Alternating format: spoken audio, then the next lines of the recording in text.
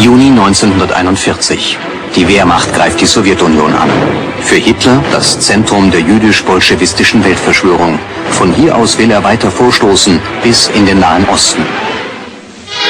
Für diesen Plan findet Hitler einen Verbündeten in der arabischen Welt. Der Führer empfing den Großmufti von Jerusalem, einen der einflussreichsten Männer des arabischen Nationalismus. Hier in der Reichskanzlei beginnt eine jahrelange Zusammenarbeit von Hitler und dem Großmufti, die den gleichen Feind haben, die Juden. Mit Folgen bis heute. In Amerika lebt und forscht einer der renommiertesten Kenner dieser besonderen deutsch-islamischen Geschichte. Der Mufti hat sehr bereitwillig den deutschen Rassismus aufgenommen. Er war ein wirklicher Judenhasser und in seinem Judenhass hat er keine Grenzen gekannt. Der Mufti ruft auf zum Heiligen Krieg unter dem Hakenkreuz. Er stellt sich an die Spitze der bosnischen SS-Division mit Namen Handschar.